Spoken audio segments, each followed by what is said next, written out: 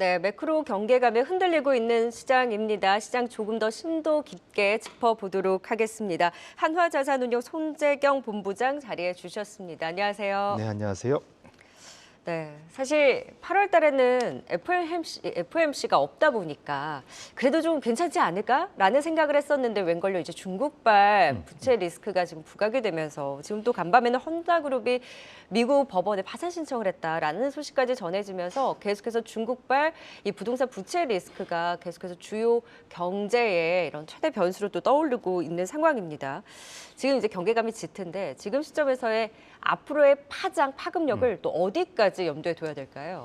일차적으로는 말씀 주신 대로 8월 달이 좀 편안하게 갈 줄 알았어요. 휴가철이고 네. 좀 마음 편히 보냈으면 좋겠는데 안타깝게도 사실 미국 기준으로 놓고 보면 7월, 8월이 사실은 본격적으로 빅스 공포 지수가 꿈틀거리면서 올라가는 시즌입니다. 네. 그래서 통상 이제 세린메이에 대한 거 있잖아요. 5월 달에 팔고 떠나라. 이게 사람들이 5월이 안 좋을 거라 생각하는데 그게 아니고 5월부터 시작해서 점점 나빠지다가 8월부터 사실은 9월, 10월까지 빅스가 올라가면서 시장이 늘 변동성이 커지고 네. 지수가 빠지더라 때문에 그런 일이 있었거든요. 그래서 네. 통상 8월이 특이한 일들이 많았다. 그래서 이번에도 이제 그런 것들이 좀 부각되고 있다 보셔야 될 것 같고 네. 지금 말씀 주신 대로 중국에서만 놓고 보면 걱정됩니다.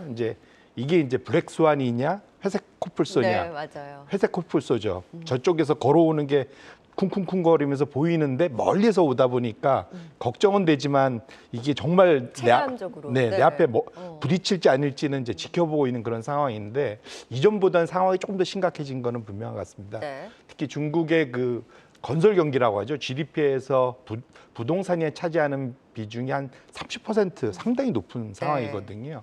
거기에 이제 중국의 가계, 우리나라 보면 비슷하긴 하지만 가계 자산 중에 부동산이 차지하는 비중이 70%가 넘습니다. 그러니까 집값이 빠지는 지금 상황에서는 당연히 모든 게 얼어붙을 네, 수밖에 없는 그렇죠. 그런 상황들이 벌어지는 가운데 그나마 지금 우리나라보다도 좀 중국의 예금대도 더 낮습니다. 지금 예금리가 1.5%밖에 안 되거든요. 네.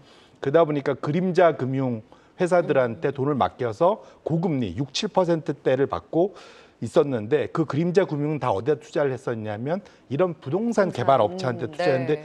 이네들이 지금 다 지금 부도나기 시작한 거죠. 그렇죠. 그리고 소위 이제 그러다 보니까 부동산에 좀 투자했던 금융사들이 6, 7%의 만기 돌아오는 예금을 못 돌려주는 네. 이런 연쇄 작용들이 나타나기 때문에 지금 중국 입장에서는 발등에 불이 떨어진 상황이고요. 네. 결국은 이것이 단기간에 해결될 거냐. 헝다 이슈 때 봤듯이 결국 해결될 거다.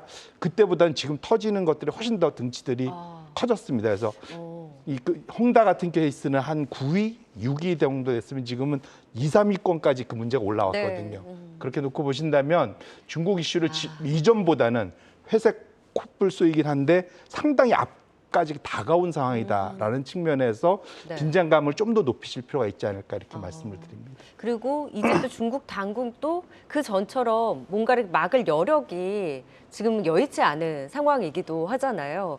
그런 가운데 지금 환율이 워낙 또 부담스럽게 움직이고 지금 매크로 지표 하나하나가 너무 이제 경계감이 짙어지고 있는 상황입니다. 특히 글로벌 달러 강세, 위안화 약세까지 맞물리면서 원달러 환율 1,340원까지 이제 돌파하는 굉장히 불안한 흐름이 나타나는데 다음 주에 또 한국은행 금통위가 있기는 한데 이런 분위기를 감지했을 때 다음 주에도 환율에 대한 경계감은 계속 지속이 될까요? 어떻게 보세요? 예, 저는 환율이 선행 지표가 아니라 후행 지표라고 생각을 하고요. 네. 지금 상황에 맞춰서 이제 환율이 움직일 겁니다. 네. 근데 지금 우리나라 한국은행 입장에서는 상당히 딱 끼인 형국이거든요. 이러지도 저러지도 못하고 우리나라도 가계부채가 상당히 많은 국가이고 최근에 우리나라의 이제 경상수지나 무역수지 자체가 상황이 썩 좋지 않은 상황이지 않습니까?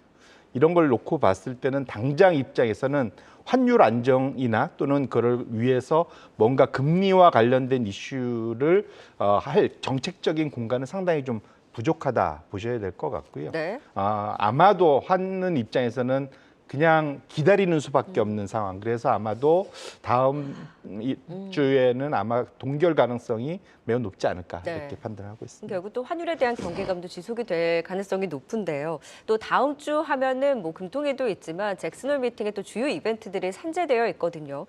지금 잭슨홀 미팅의 관전 포인트는 어디에 두고 계세요? 첫 번째로는 그 파월이 이전보다는 이제 기자와 간담회에서 상당히 이제 프로페셔널해졌습니다. 무슨 말이냐면 무슨 말인지 못 알아듣게 하는 네. 능력이 엄청 올랐기 때문에 아마도 시장력에 파급력을 줄 만한 의도하지 않고서는 하지 않을 거라고 보고 있고요. 네. 다만 거기에서 나올 이슈도 거기에는 미국뿐만 아니라 유럽, 일본, 주요 중앙은행장들이 초청되고 같이 토론들을 하지 않습니까? 그런 것들을 보실 필요가 있는데 첫 번째로는 미국의 높아진 장기금리, 단기금리 말고요. 그러니까 2년물 뭐 이런 단기금리 말고 10년물 이상, 20년물의 뉴 노말이 지금 현재 수준이 뉴 노말이냐. 네. 왜냐하면 우리는 사실은 불과 2년 전만 해도 10년물 금리가 1%대를 받지 않습니까? 네. 근데 지금은 4% 중반까지 지금 와 있고 빌 그로스, 과거 유명한 채권왕은 앞으로 평균 4.5%일 거다. 심지어 레리 서머스 전 재무부 장관은 4.75%까지 올라갈 거다. 네. 결국은 금리가 올라가면 모든 비용이 늘어나는 거거든요. 네. 그것이 또 장기화된다라고 지금 단언을 하기 때문에 이것이 과연 거기에 모인 중앙은행장들이 동의하는 내용인지를 보시는 것이 네. 매우 중요한 포인트지 않을까 이렇게 생각을 합니다. 결국에는 이런 뭔가 고금리 상황에 대한 지속적인 이제 경계감도 남아 있는 것이고 지금 중국발 경제에 대한 우려까지 커져가는데 이것이 이제 글로벌로 이제 확산되는 이제 파장력에 대해서도 지금 굉장히 우리가 걱정을 하고 있는 상황이잖아요. 그러면 하반기에는 그래도 좀 개선되지 않을까 하는 기대감이 있었는데 과연 이런 여의치 않은 상황에서 우리는 이제 또 수출 실적도 그렇게 지금 나아지지 않고 있는 가운데 하반기 국내 기업들에 대한 실적이 과연 살아남을 수 있을까요? 일단은 주가가 먼저 올랐기 때문에 통상 이럴 때 애널리스트들은 주가를 보면서 실적을 어떻게든 뒤로 갈수록 따라 올리는 네네. 경향이 있습니다. 그렇기 때문에 사실 어찌 보면 하반기, 3분기, 4분기로 갈수록 올라가는 계단형 실적이 오히려 달성하기 어려워질 수도 있는 거예요. 눈높이가 네. 1, 2분기에 비해서 높아진 거니까. 네. 반면에 지금 글로벌 소비나 물동량이나 무역량 같은 걸 봤을 때는 점점점 상황은 조금씩 안 좋아지는 쪽으로 나타나고 있거든요. 네. 둔화되는 쪽으로. 무역량은 오히려 마이너스 성장. 이런 걸 놓고 봤을 때 하반기 실적 높아진 눈높이에 비해서 그거를 달성할 수 있느냐 기업들이. 그렇죠. 이제 소위 이제 장대 높이 뛰기 할 때 이게 더 허들이 올라간 거죠. 네. 그렇게 놓고 본다면 달성 여부를 체크하시는 것이 투자자들 입장에서는 매우 중요한 그런 국면을 가고 있다. 이렇게 보셔야 될 것 같습니다. 그러니까요. 상반기보다 높아진 하반기의 눈높이 사실 우리 시장 눈높이에 따라서 그것이 좋고 안 좋고에 따라서 그 눈높이를 충족시키지 못하면 사실 변동성이 굉장히 크잖아요. 그에 대한 이제 경계감까지 지금 잔존해 있습니다. 지금 코스피가 2,500선이 지금 위태위태한 상황에서 어떻게든 지켜내려는 지지의 의지는 보여주고 있는데 말씀해주신 내용 들어보면 이것이 깨질 수도 있겠다라는 걱정도 앞섰는데 어떻게 보십니까? 결국은 지금 상황에서는 특정 지지대를 가지고 주가 플레이를 하시는 거는 상당히 어찌 보면 대응이 무뎌질 수 있다. 왜냐하면 네.